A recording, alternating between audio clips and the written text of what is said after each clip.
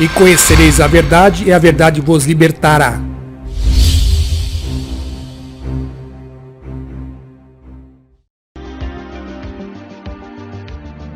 A origem dos fósseis. Existem proposta criacionista a respeito. Primeiro, que os fósseis contam a história de como esses animais morreram.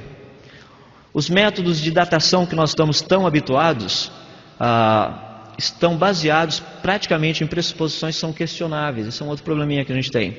E outro, que o dilúvio de Gênesis oferece uma teoria plausível com a evidência que a gente encontra aí fora. Gostaria de dar um passeio com vocês para alguns lugares e ver algumas coisas. Por exemplo, dentro da área dos aspectos geológicos, você observa, por exemplo, o Grand Canyon. Grand Canyon é um negócio fantástico, e o pessoal continua insistindo em dizer que um pequeno riozinho chamado Rio Colorado foi passando ali pelo meio, passando, e criou esse tremendo desse cânion. O grande problema é como é que fica a erosão da chuva e do vento. Se o riozinho demorou milhões de anos para cavar esse cânion, por que as paredes dele não são arredondadas por causa da erosão da chuva e do vento? Tem que ter uma outra explicação. Você pega, por exemplo, as montanhas rochosas. Essas ficam lá pertinho do Canadá. Como que você dobra uma rocha? Não dá para dobrar uma rocha, a menos que você a dobre antes dela ser rocha. Seria mais ou menos como dobrar um tijolo. Você não dobra um tijolo. Você teria que dobrá-lo antes dele ser levado ao forno, tá? Uma das últimas fotos do Columbia, do último voo que foi feito, se você observar, você está vendo um negócio meio esquisito, onde tem uma flecha. Isso é o fundo dos oceanos. A maior cadeia de montanhas encontra-se no fundo dos oceanos. Aproximadamente 74 mil quilômetros ininterruptos de montanhas no fundo dos mares. Então, o pessoal que gosta de fazer rapel, coisa radical assim, é no fundo dos oceanos o tchan da coisa, não é fora de lá.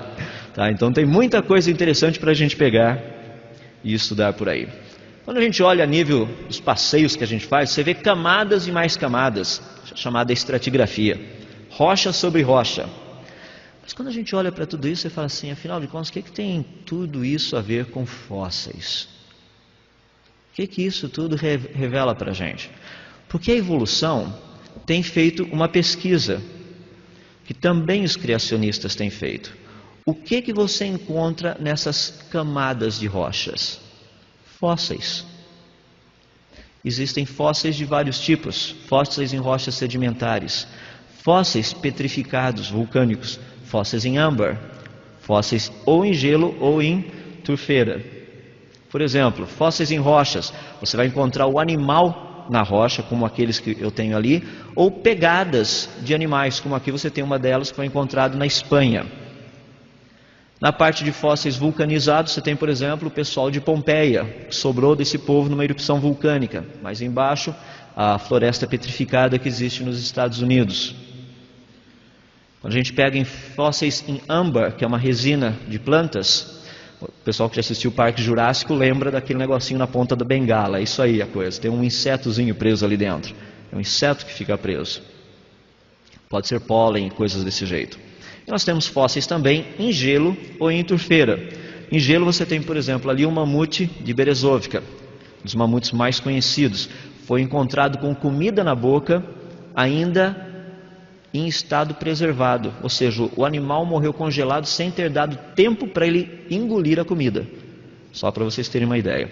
E aqui embaixo o homem do Tulung, bem conhecido também, foi encontrado na Dinamarca. Alguns conceitos a respeito de fósseis. Primeiro, que fósseis não se formam em milhões de anos. Sabe aquele gatinho horrível que mora do lado da sua casa, aquele gatinho do vizinho, que você tem uma bronca violenta com ele? Mata o gato do vizinho e joga num terreno baldio para ver se ele vai se transformar num fóssil. Ele não vira um fóssil. O gato apodrece, ou vem os corvos, abutres e tudo mais, come, alguma coisa acontece e o gato simplesmente desaparece. Fósseis não são formados desse jeito. Outra, a maior parte dos fósseis que nós encontramos em rochas sedimentares, significa sob a ação de muita água, na lama literalmente. Esse negócio era lama antes, ficou preso na lama. E último, que fósseis são encontrados em todos os lugares desse planeta. Nossa, de onde veio tanta água e tanta lama para matar tantos animais e tantas plantas desse jeito, para produzir tantos fósseis como nós encontramos?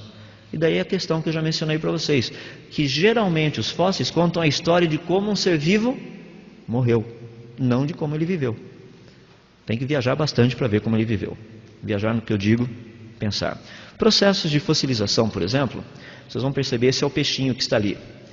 Aqui está o peixe definido. Então, como que a coisa teria acontecido? Mais ou menos seria assim. Primeiro, esse animal passou por um soterramento rápido. Ficou preso na lama. Ele estava vivo. Ele morre. Morre por quê? Por asfixia. Não tem como respirar. Fica preso em enclausulamento. Daí acontecem os processos normais de mineralização, mais chamado de silicação, que literalmente cálcio e sílica, eles são dissolvidos nos sedimentos desse animal ou dessa planta e se constituem, passa a formar parte da rocha. Então você tem o fóssil. Eu fico impressionado porque a gente tem umas histórias assim que fazem a gente quase chorar de tanta tristeza. Porque você olha assim no seu livro lá de ciências, tem aquele fóssil do peixinho, e está o peixinho nadando todo feliz e satisfeito, igual aquele peixinho da Shell, né? Nadando tranquilo, de repente ele morre. E o peixinho caiu no fundo do lago ou do oceano. Daí, com a erosão, ele vai sendo coberto, e com o passar do tempo, o peixinho vira um fóssil. O problema é que quando o peixe morre, ele boia, ele não afunda. Não é interessante que o nosso livrinho está ligeiramente errado? Até pescador sabe disso, que peixe quando morre, ele flutua. A gente simplesmente nem pensa nessas coisas. A gente simplesmente aceita. Tenho dito para vocês, está na hora de rever seus conceitos. Procura saber como a coisa se forma. Peixes boiam quando eles morrem. Então, só para você ter uma ideia a respeito dessa parte de fósseis. Tem muita coisa que eu poderia falar, mas o nosso tempo não permite falarmos tudo. Então, eu estou simplificando algumas coisas. Uma das grandes coisas que eu disse, logo no começo, é que o estudo das camadas que mostram os fósseis tem sido algo que tem chamado muito a atenção dos cientistas. A pergunta é, como que esses fósseis, esses animais, essas plantas, ficaram presos nessas camadas? A ideia principal e a ideia básica é a seguinte, que se você pegar um certo número de camadas, quando eu estou me referindo a camadas, é aquele negócio quando você passa na beirada de uma estrada, que tem um morro muito grande, que foi cortado para ser feita estrada, você percebe que tem um tipo de umas camadas. São essas camadas que eu estou me referindo. Nessas camadas o pessoal vai em alguns lugares, eles começam a cavar e eles encontram fósseis nessas camadas. Só que você pega uma camada, tem só um tipo de fóssil. Na outra camada tem um outro tipo de fóssil. Numa outra camada um outro tipo. Quando eu digo tipo, por exemplo, aqui você vai encontrar peixes, numa outra você vai encontrar répteis, mais de cima você vai encontrar mamíferos, aí você vai encontrar aves, coisas desse jeito. O que os evolucionistas têm proposto, e é o que nós vemos nos livros, é que você tem isso daí mostrando como se fosse uma cronologia do que aconteceu. Então, lá embaixo, bem lá embaixo, é algo que aconteceu há milhões de anos atrás. O que está aqui em cima é mais recente. Então, essa seria a ideia. Para ser bem sincero, isso aqui é o que você encontra aí nos livros. Você começa, por exemplo, lá embaixo tem o período pré-cambriano, depois você tem o paleozoico, você tem o mesozoico, daí você tem o cenozoico. Para ser bem sincero, isso aí tem um monte de nomes bonitos para a gente dar para filho. Imagina só, você chama o seu filhinho de Ordoviniano. Isso é um nome bonito. Se ele for meio assim, tiver uma carinha de réptil, você pode chamá-lo de Jurássico. Funciona bem também. Plioceno, Mioceno e Oligoceno, se forem trigêmeos. Então tem várias possibilidades de nomes aí. Esses são nomes que são dados para períodos. Essa datação que está aqui eu peguei há cerca de mais ou menos um mês atrás. E ela tem mudado com uma certa frequência, porque varia de acordo com o que o pessoal tem descoberto. Mas mais ou menos você tem o que foi encontrado dentro dessas camadas. Então isso nós chamamos de eras geológicas. Como que o pessoal fez o sistema de datação antigamente, por volta dos anos, finalzinho dos 1800, comecinho dos anos 1900? Funcionava mais ou menos assim. Você tem uma camada de rochas e você encontra um fóssil. Esse fóssil, digamos, é um fóssil do período cambriano. E a pergunta é, por que ele é do período cambriano? A resposta é simples, porque ele está numa rocha do período cambriano. Daí você levanta a sua mãozinha e fala, professor, e como é que o senhor sabe que a rocha é do período cambriano? O professor fala, mas isso é óbvio. É porque esta rocha possui fósseis do período cambriano. Posso fazer mais uma pergunta? E como é que o senhor sabe que os fósseis são do período cambriano? Ele chega e fala assim, mas olha, é por isso que você está na escola. Os fósseis são do período cambriano porque eles se encontram numa rocha do período cambriano. Mas professor, e como é que o senhor sabe que a rocha é do período cambriano? Ele falou, meu filho, se você perguntar mais uma vez, te dou 0. A rocha é do período cambriano porque, obviamente, ela possui fósseis do período cambriano. Vocês estão dando risada? Esse foi o raciocínio. Foi assim que a coisa começou. Pegava-se, por exemplo, nessa coluna, ia lá embaixo e achava-se um fóssil. Quantos metros abaixo da superfície está esse fóssil? 20 metros abaixo da superfície. Qual é o índice de sedimentação nessa região? 1 milímetro a cada 1000 anos. 1 milímetro a cada 1000 anos. Bom, 1 milímetro. 1 metro tem 1000 milímetros. Isso significa 1 milhão de anos. São 20 metros, então esse negócio aconteceu há 20 milhões de anos atrás. Esse é o processo. Foi dado à coluna geológica. Foi assim que a coisa começou. O único problema é que a coluna geológica não aparece completa em todos os lugares do planeta. Tem lugar que literalmente só tem metade dela. Em nenhum lugar do planeta a coluna geológica aparece do jeito que ela é mostrada nos livros evolucionistas. Não existe isso. Isso é a história da carochinha. Aqui está um exemplo.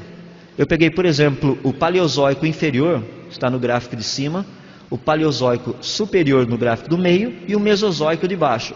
Ou seja, se você colocar o de baixo em cima do meio e o do meio em cima do de cima, você iria ter que encontrar as mesmas rochas embaixo. Dá uma olhadinha no meio da África, por exemplo, tem um negocinho amarelo ali no meio. Isso daí é o Mesozoico.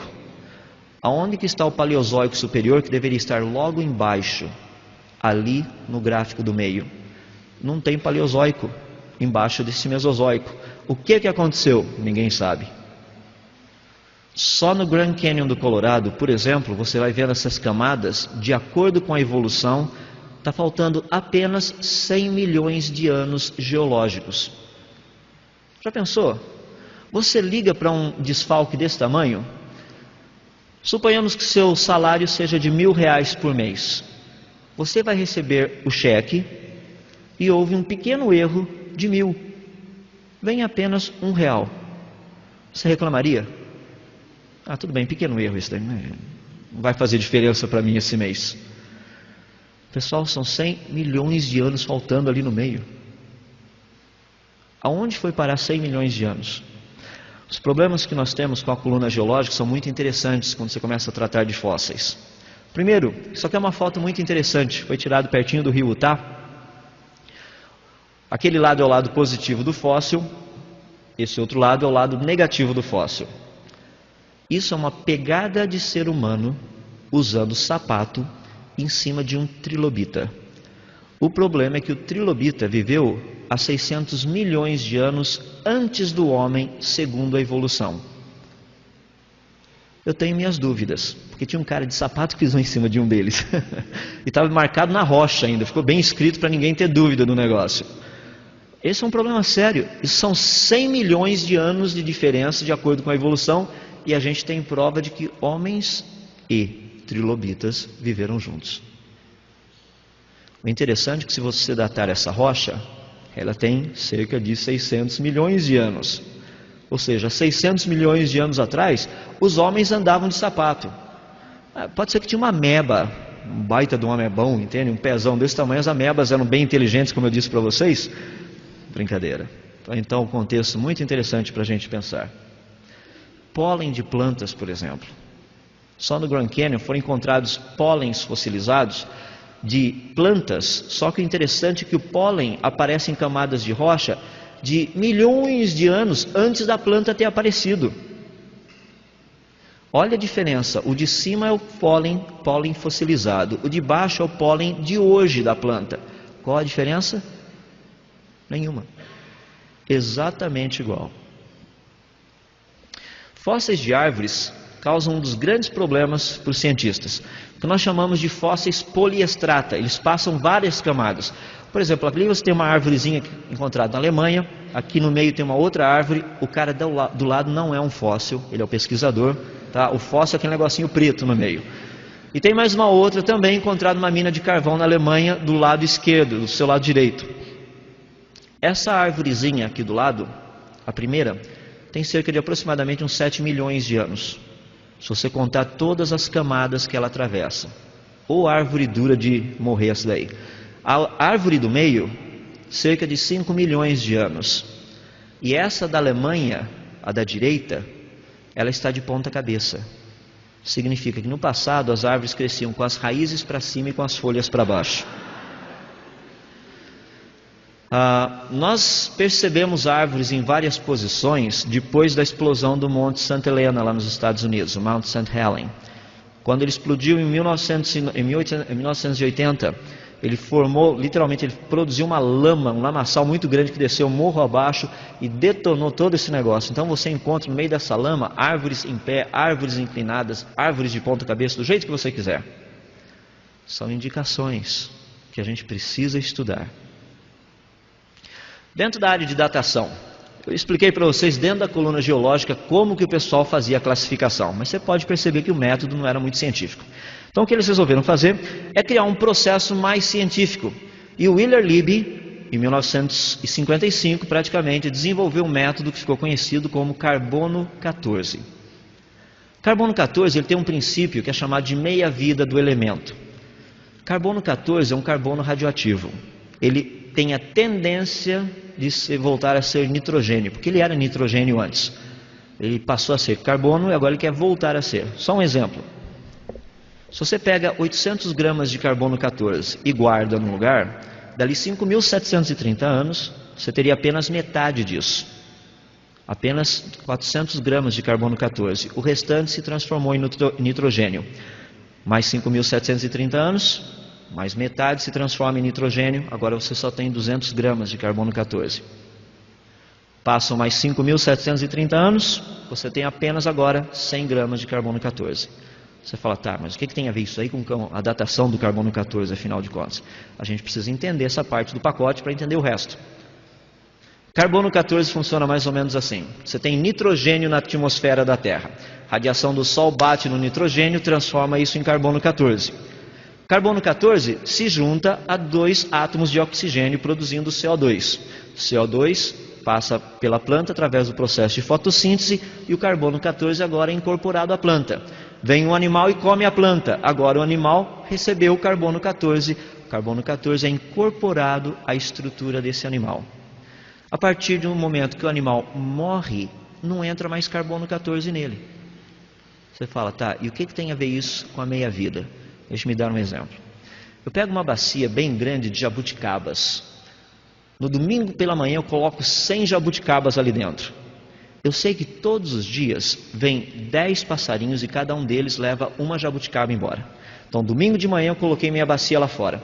Domingo à tarde eu dou uma olhadinha, só tem 90 jabuticabas. Por quê? 10 já foram embora, os passarinhos levaram. Segunda-feira à tarde eu dou uma outra olhada, quantas jabuticabas eu tenho agora? 80, mais 10 foram embora. Terça-feira à tarde eu olho quantas tem? 70, mais 10 foram embora. Que dia da semana eu teria apenas 30 jabuticabas? Quantos dias se passaram? 70 semanas de Daniel.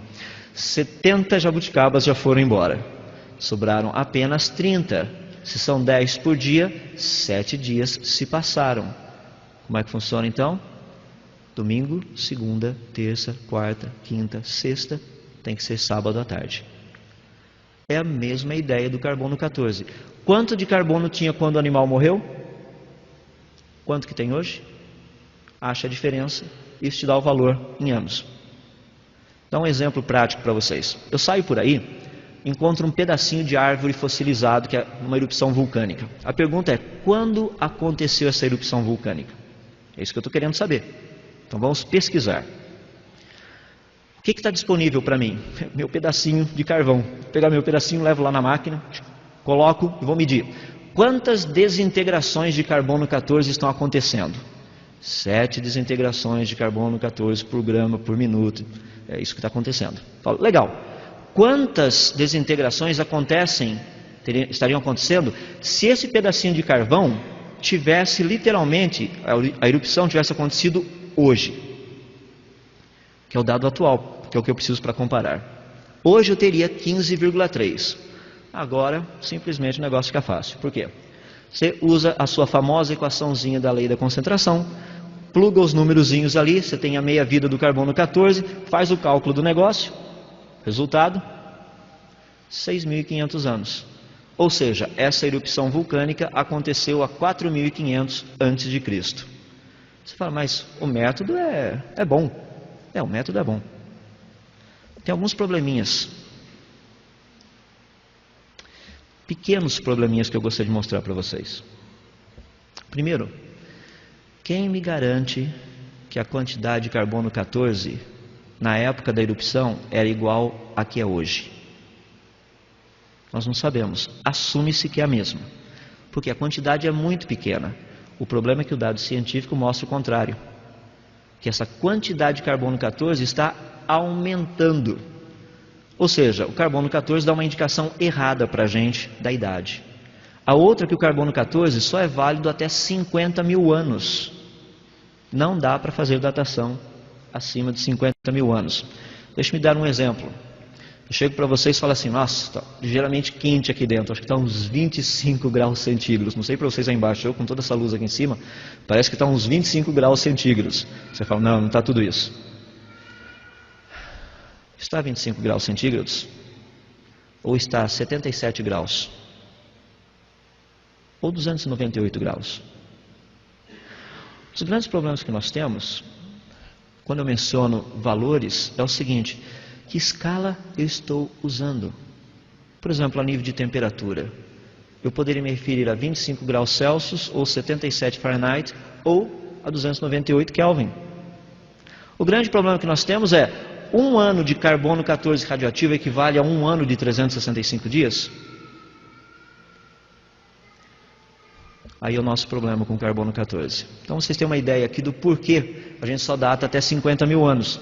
A 50 mil anos seria equivalente a você ter 0,04 desintegrações de carbono 14 por grama por minuto. Ou seja, está aí, praticamente você não consegue coordenar um tipo de desintegração desse jeito no laboratório.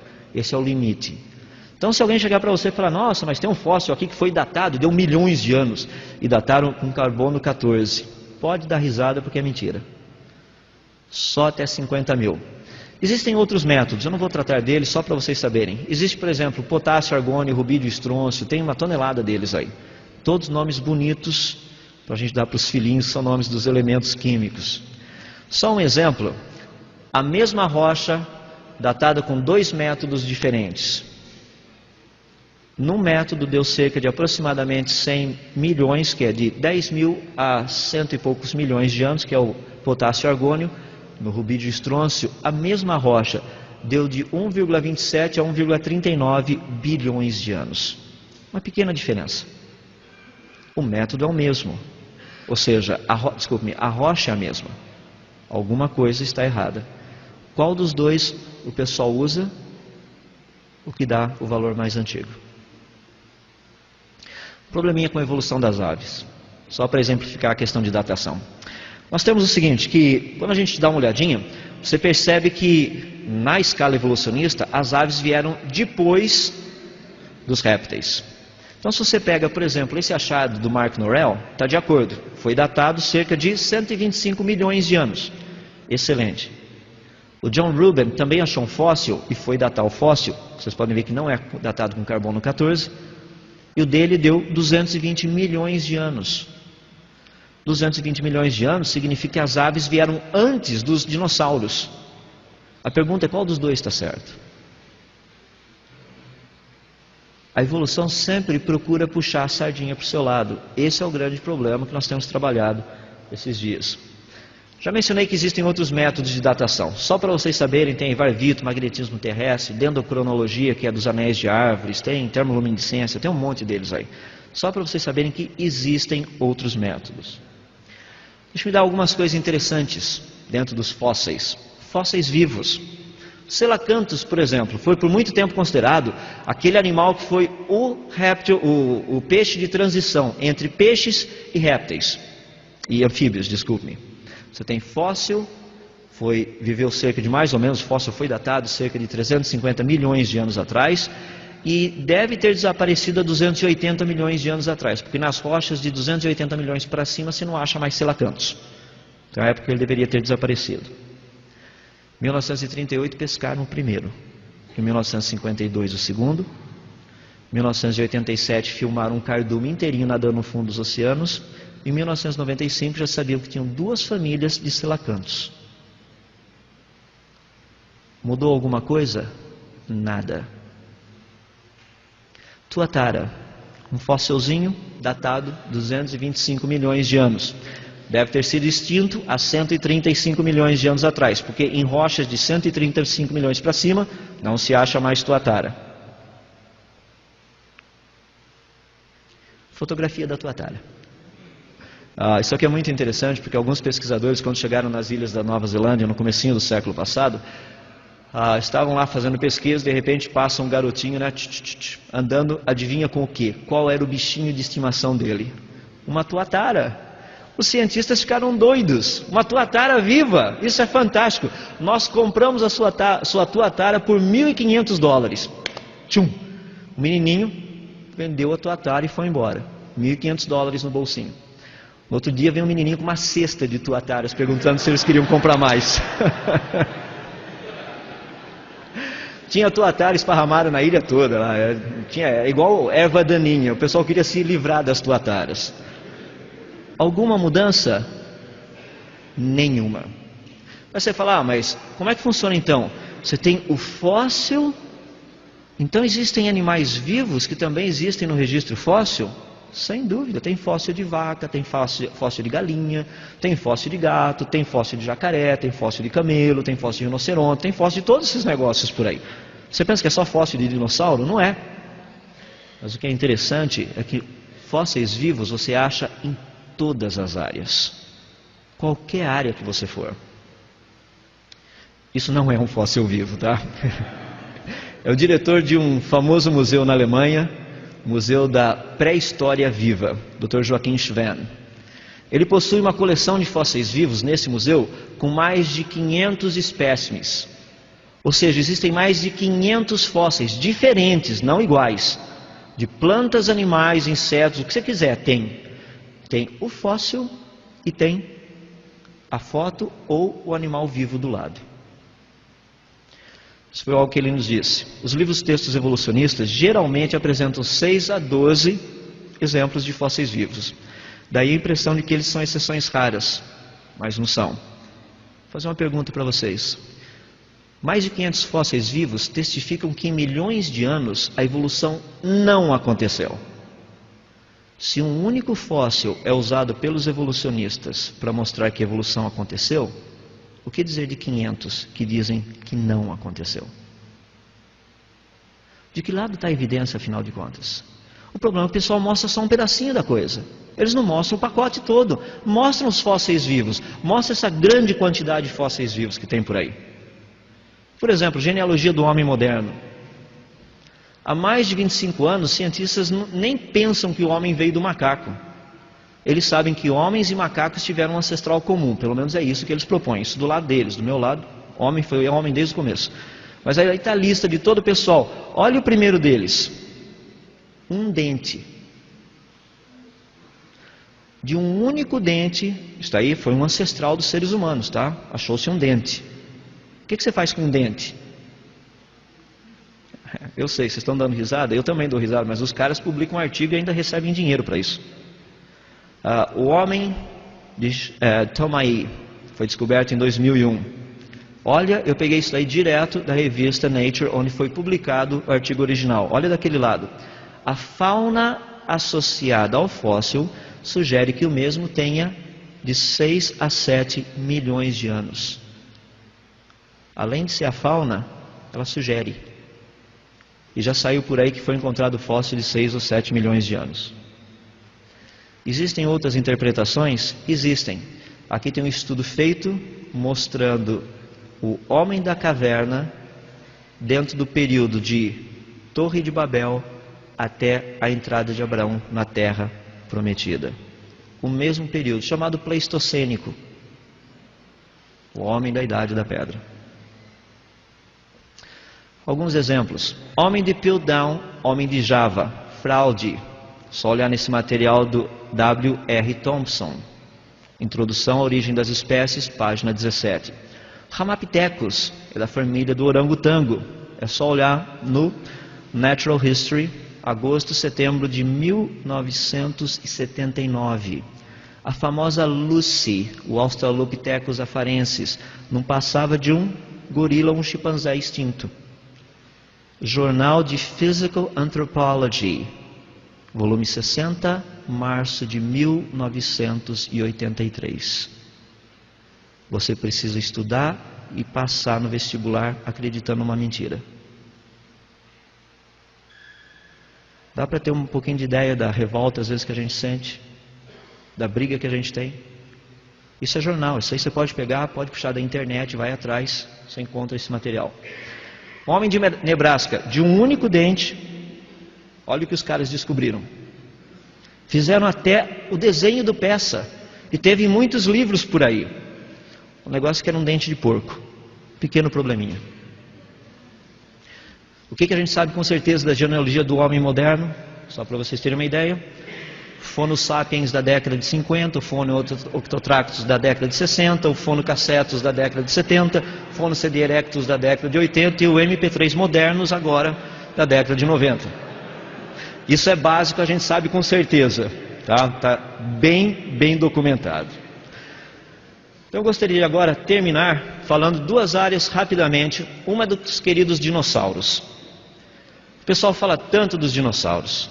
O problema é que dinossauro é um termo que foi utilizado pela primeira vez em 1841 pelo Sr. Richard Owen. Sir Richard Owen. Eles começaram a ser descobertos mais ou menos por volta dos anos 1800, bem no comecinho, 1820, pelo Dr. Gideon Mantell, ele e a esposa dele. Aí tem no caso do iguanodonte. Havia uma quantidade muito grande deles. Por exemplo, na região do Araripe do Brasil, é um dos lugares onde você encontra a maior quantidade, por exemplo, de pterossauros, os que voavam. Tem muitos deles ali. Já foram descobertos mais de 350 fósseis de pterossauros naquela região. Agora, sabe o que me impressiona? Essas são pedrinhas dos Incas. Os Incas pegavam algumas pedrinhas e pintavam a história da pessoa que morreu e colocavam a pedrinha junto. A pedrinha azul do lado é de um guerreiro que guerreava em cima de um tricerátopo. A tinta dessa pedra é de 500 anos no máximo. Como é que os Incas sabiam dos tricerátomos, sendo que os fósseis só foram descobertos há 100 anos atrás? O outro de cima ali é um guerreiro que provavelmente morreu lutando com 2 Tyrannosaurus Rex. Como é que eles sabiam do Tyrannosaurus Rex, sendo que os fósseis do T-Rex só foram encontrados no finalzinho dos anos 1800? E a tinta data de 500 anos atrás. E assim a coisa vai. 1925, no sul da Califórnia, encontraram a cabeça de um plesiosauro na praia. Essa foto saiu inclusive em jornal. Só que isso não faz parte dos nossos livros. 1977, foi pescado esse negócio num barco pesqueiro, perto da Nova Zelândia. Um rapaz que estava fazendo oceanografia, tirou fotos, recortou um pedaço. O Japão inclusive lançou um selo comemorativo de 50 ienes da grande descoberta do século. Um plesiosauro. Um animal vivo em pleno século XX. Alguém já ouviu falar disso? Poucos ouviram falar. Deixa eu explicar a ideia toda e a história toda através do nosso querido dilúvio, a Arca de Noé. Isso é o que a gente pensa da Arca de Noé. O dilúvio tem muitos relatos, mais de 250 deles. São muitos. Inclusive um deles que é do épico de Gilgamesh, babilônico. Se você olhar, por exemplo, o dilúvio, deixe-me dar uma visão geral. O que eu estou fazendo do dilúvio aqui nesses próximos cerca de 10 minutos é dar para vocês aquilo que são 8 palestras, que seria um curso de 4 anos. Mas a gente vai tentar fazer isso em 10 minutos, pelo menos para dar uma ideia. O que vocês estão vendo aqui é a genealogia de Adão até Noé. O dilúvio ocorreu no ano 1656, após a criação de Adão. Tem algumas coisas muito interessantes que dá para a gente pensar a respeito disso. Por exemplo, qual seria a população? Se eu usar a metodologia normal, só que pegar metade da população, metade da quantidade ou da taxa de crescimento, na época do dilúvio nós teríamos cerca de mais ou menos 4,5 bilhões de habitantes na face da Terra, começando só com Adão e Eva. Se você colocar guerras e todos os outros negócios aí, você teria entre 700 milhões a 2 bilhões de habitantes. Só para a gente pensar, por que Noé não colocou na arca dele tio, tia, avô, avó, irmão, irmã, sobrinhos? Porque eles também não acreditavam. Se eles acreditassem, eles teriam ido juntos. Dá para imaginar você contra pelo menos 2 bilhões? Você estaria na CNN todos os dias, o pessoal fazendo chacota de você, direto. Mas falando a respeito rapidamente só de Noé, aí está um pouquinho da descrição dele. Foi o 10º depois de Adão, nasceu no ano 1056 da criação, morreu no ano 2006 da criação. Abraão tinha 58 anos quando Noé faleceu. Então dá para ver algumas coisinhas aí.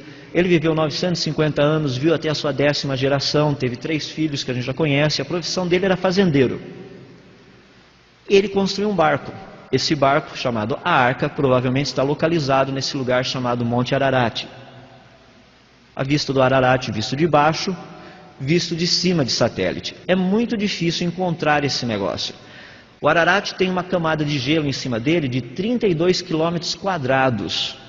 Imagina procurar um barco ali dentro. Sem contar as dificuldades, porque a parte de cima é sempre coberta de gelo, a parte de baixo tem muito de solo vulcânico. Pedras que são bem afiadas, difícil de você caminhar. Mas existem 2 homens que dizem ter, pelo menos, chegado até onde estava a arca. Um deles, da sua esquerda, é o George Hagopian, o da direita é o Ed Davis. Alfred Lee foi quem pesquisou e conversou com esses 2 homens. Nenhum dos dois haviam se conversado e nunca se encontraram. E o Alfred Lee, que foi o pesquisador, descobriu que o que eles estavam falando era de um único objeto. Algo mais ou menos assim. Esse é o desenho da arca, baseado na descrição desses 2 homens. Seria algo mais ou menos desse tamanho. Então a gente teria uma arca de 300 côvados, 50 côvados de largura e praticamente 30 côvados de altura. Aqui estão os côvados possíveis. Eu peguei o menorzinho deles. O menorzinho me daria um negócio desse tamanho. E isso seria a arca de Noé. Uma barca, uma caixona para flutuar. Nada mais do que isso. Agora, o que é interessante nessa caixona, quando a gente compara o tamanho dela, olha o volume, olha o peso bruto, olha o deslocamento, dá uma olhadinha no que cabia, mas olha na imagem agora, porque isso aí é proporcional. Isso é um homem, aquilo é a arca. Dá para ter uma ideia da arca de Noé? Isso é a arca. Gostaria de apresentá-los a arca de Noé. Não aquele primeiro desenho que é o que a gente encontra, inclusive, nas nossas historinhas de escola dominical. Está na hora de rever os seus conceitos. Falando isso para vocês. Pensa nos aspectos estruturais da arca. Por que Deus deu certos mandamentos para Noé? Deu certas prescrições a respeito de construir a arca? Tinha que ter várias divisões. 3 pisos. Ali está aquela abertura que ele fala, uma abertura de um côvado em cima. Ele tinha que ter 3 compartimentos, e aí estão os 3 compartimentos. Tinha uma razão do porquê desses 3 compartimentos. Qual era a razão? Nós somos informados que praticamente esse negócio ficou quase que, esses 2 compartimentos de baixo, ficaram abaixo do nível da água. Porque a arca passou acima das montanhas mais altas, cerca de 15 côvados mais ou menos. Então você faz os cálculos, seria mais ou menos isso. Tem uma explicação? Tem, por causa dos animais. 2 coisas importantes, vamos tratar a respeito disso. Animal, quando Noé levou na arca, Noé não levou 2 animais de cada tipo, ele levou 2 de cada espécie. Como ele teria levado esses animais? Sem dúvida, filhotes. É assim que a gente transporta filhotes. Por que você vai pegar um dinossauro, por exemplo, um argentinossauro tem 25 metros de altura, quando o filhotinho tem só 60 centímetros? Eu levo um filhote de 60 centímetros. Por que você vai levar um leão desse tamanho, quando você pode levar um leãozinho desse tamanho? Não é assim que a gente faz quando a gente traz filhotes ou animais para o cativeiro? Você traz filhotes, você nunca traz um animal adulto. Por que ter esses animais guardados na arca e 2 pisos abaixo do nível da água? Questão simples. Estava escurinho e friozinho, fazendo aquilo que vocês estão querendo. Vai encostando, o soninho vai batendo, o olho vai ficando pesado, hibernação e torpor. Ou seja, a maior parte do tempo que essa bicharada ficou na arca, eles só o quê? Dormiram. Um urso, por exemplo, que tem sido muito estudado, os ursos na área de hibernação, um urso que hiberna, a batida cardíaca dele, que normalmente é de 30 a 40 batidas cardíacas por minuto, cai para de 3 a 5. Sabe o que é legal? O urso, quando hiberna, não faz nem xixi nem cocô, não tem cheirinho ruim dentro da arca. Pelo menos não tinha. Os únicos peixinhos que estavam na arca são provavelmente aqueles que a esposa de Noé, levou e colocou lá dentro dos aquários, para deixar a arca mais bonita. Lembra que eles ficaram o maior tempão lá dentro? Tinha algum problema colocar os animais lá dentro a nível de tamanho? Não. Já falamos da microevolução ontem. 2 de cada espécie sai da arca, você tem de novo a variedade dentro das espécies. Lembra que foi Deus quem disse, 2 de cada um virão a ti. Deus escolheu o material genético.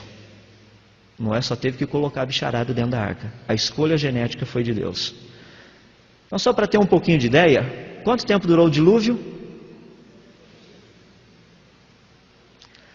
No dia 17/2 do ano 600 da vida de Noé, abriram-se as fontes do grande abismo. A água veio de baixo primeiro, daí as comportas do céu se abriram, água de cima.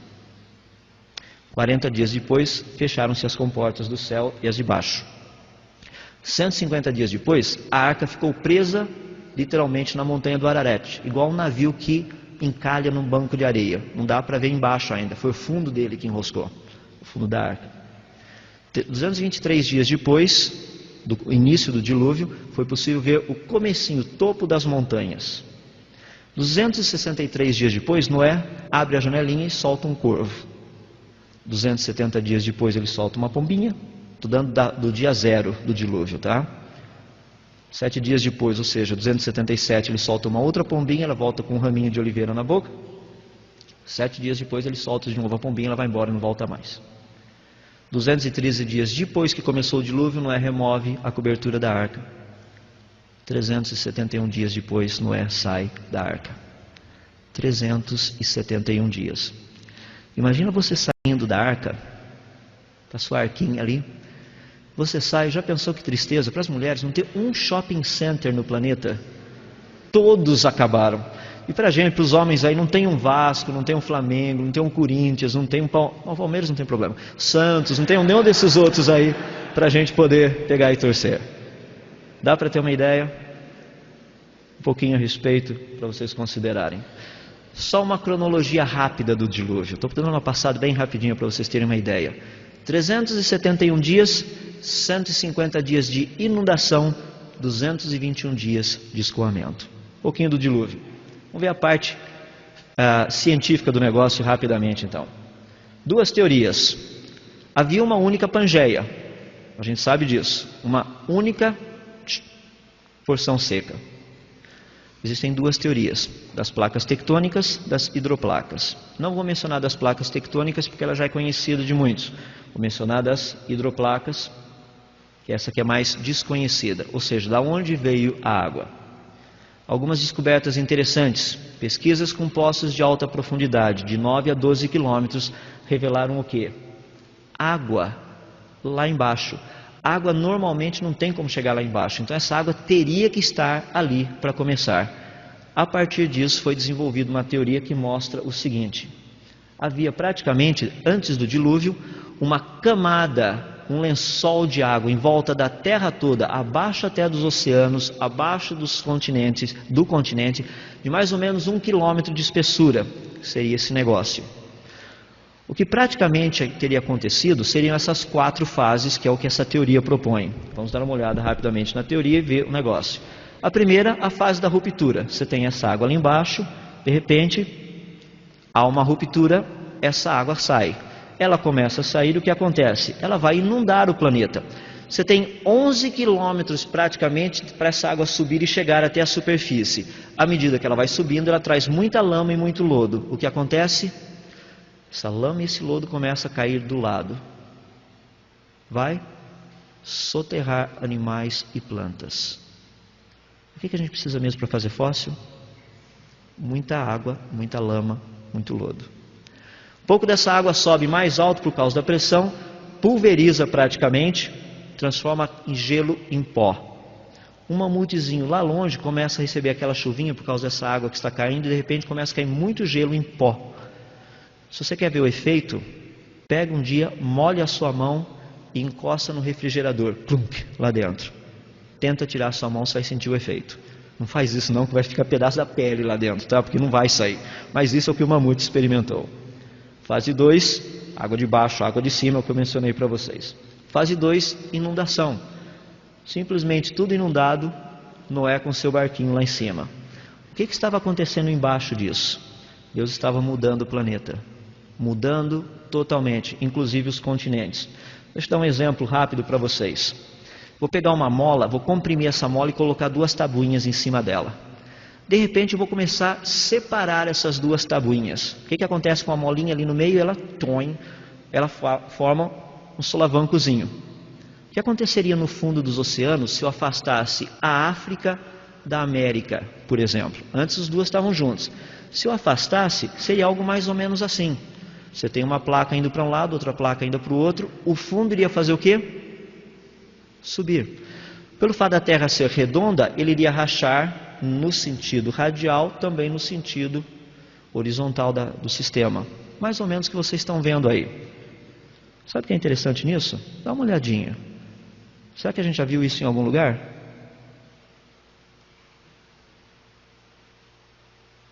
Que tal no fundo dos oceanos? Olha como encaixa certinho. Daí você tem uma ideia do que estava acontecendo enquanto Noé estava aqui em cima, na arca. Formação dos continentes e das montanhas. Mais uma vez, olha uma placa continental escorregando. Ela sai escorregando, ela vem para um lado, ela vai bater e vai o quê? Encavalar. Da onde veio toda a água? De baixo. Montanhas mais baixas, um planeta com uma superfície muito mais homogênea, não montanhas tão altas, e o fundo dos mares mais raso. De repente o que acontece? Agora você tem continentes mais altos, fundo dos oceanos mais profundos. Para onde foi toda a água? Está aqui na nossa frente, é só ir ali no oceano, essa é a água do dilúvio. Está tudo aí, não foi para lugar nenhum, continua onde ela deveria estar. A gente tem uma ideia, esse negócio deslocando formariam cadeias de montanhas, uma grande cadeia de montanhas, planaltos e planícies, uma outra cadeia de montanhas menores. Não é isso que a gente vê na América do Sul? Mesmo sisteminha. América do Norte. Se você pegar, por exemplo, a África, você vai ver a mesma coisa. Na Índia você vai ver a mesma coisa. A última fase é a acomodação. É o que a gente está vendo aí, são os terremotos, os nossos queridos vulcões e companhia limitada. Resultado de tudo isso que a gente vê aí fora. Só para terminarmos. Muitas pessoas perguntam, da onde então, como é que o pessoal saiu de um lugar e chegou até o outro? Como é que o pessoal veio até a América do Sul, por exemplo? É fácil, pela Beríngia, ali entre a Sibéria e o Alasca. Eram regiões que havia possibilidade do pessoal transitar de um lado para o outro. Só a nível de curiosidade, voltando aos fósseis. O dilúvio, sem dúvida, produziu todos os fósseis. Deixe-me dar a última pinceladinha a nível de situação. Teste feito pelo pessoal do Dr. Leonard Brand, da Universidade de Cornell. 2 galões, um com solos, outro com água. Os 2 interconectados com um tubo. Quando você abaixa esse daqui, que tem só solo, e esse de água fica mais em cima, a água desce por aqui, passa pelo tubo e borbulha onde você tem o solo. Inverte. A água daqui, borbulha por ali, desce pelo cano e volta aqui. Faz isso várias vezes. O que acontece? Camadas. Imagina uma terra totalmente coberta de água. Maré alta, maré baixa. Maré alta, maré baixa. Iria produzir camadas. O pessoal pegou 4 tipos de animais mortos, independente do peso, jogaram num tanque. Anfíbios, répteis, mamíferos e aves. Qual a ordem que eles ficaram depois desse processo oscilatório? Anfíbios embaixo, répteis em cima, mamíferos, depois as aves. O processo é de sepultamento classificatório. Os animais mais densos ficam embaixo, os menos densos ficam em cima. Parece com alguma coisa que vocês já viram? Que tal a coluna geológica? Com uma pequena diferença. A cronologia mostra que isso demorou 600 milhões de anos, a cronologia evolucionista.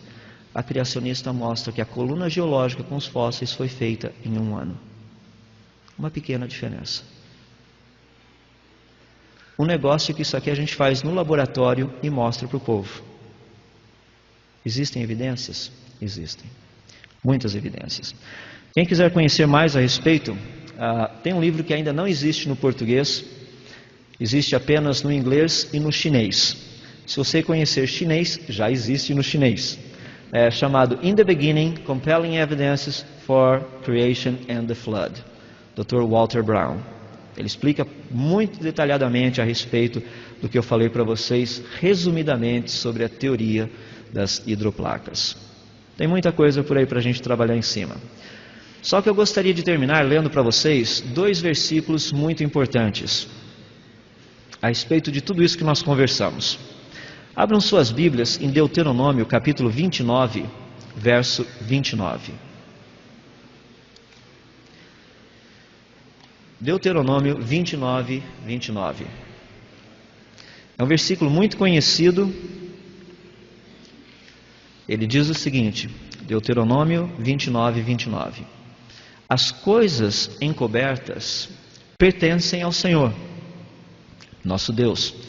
Porém, as reveladas nos pertencem a nós e aos nossos filhos, para sempre, para que cumpramos todas as palavras desta lei. Existem coisas encobertas, existem coisas reveladas. O problema é que muitos crentes acomodam chamando a sua ignorância de coisa não revelada. Está na hora da gente estudar. Está na hora da gente pesquisar. Está na hora da gente ir atrás. Porque isso é apenas um texto. Deixe-me dar o outro lado, que é importante. Está no livro de Provérbios, capítulo 25, verso 2. Para a gente saber o que é revelado daquilo que não é revelado. Muitas pessoas perguntam para mim, quantos anjos tem no céu? Não tenho a menor ideia, isso aí não foi revelado. Não tem integral que resolva esse negócio aí, porque não dá para medir a densidade do bater das asas de anjos ao nosso redor. Porque pelo menos se desse para medir a densidade, ou seja, o número de batidas de asas de anjos aqui ao nosso redor, daria para ter um cálculo. Dá para fazer, dependendo se cada um tem um anjinho da guarda, a gente faz um cálculo por aqui, quantas pessoas tem aqui, quantos anjos teriam no mundo todo, e daí para frente. Estou apenas brincando, mas estou me referindo a coisas que são coisas não reveladas. Mas olha Provérbios 25, 2. A glória de Deus é encobrir os fatos, ou a matéria, ou o assunto. Deixar a coisa mais difícil. A glória dos homens, ou dos reis, é o quê? Esquadrinhá-las. Ou seja, entender como é que a coisa funciona. Deus quer que isso aconteça. É por isso que Ele nos deu mentes. Para que a gente possa pensar. Para que a gente possa raciocinar. Para que a gente possa curtir toda essa grande beleza da criação do nosso Deus. Para que a gente possa aprender. Para que nós possamos temê-lo. Deixe-me fazer uma pergunta rápida para você. O que significa o dilúvio para você?